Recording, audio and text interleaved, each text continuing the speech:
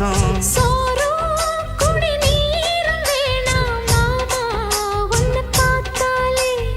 ஆறும்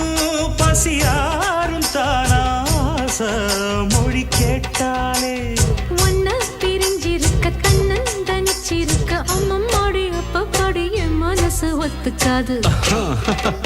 செந்தூர பாண்டிக்கு ஒரு சோடி கிளி கூ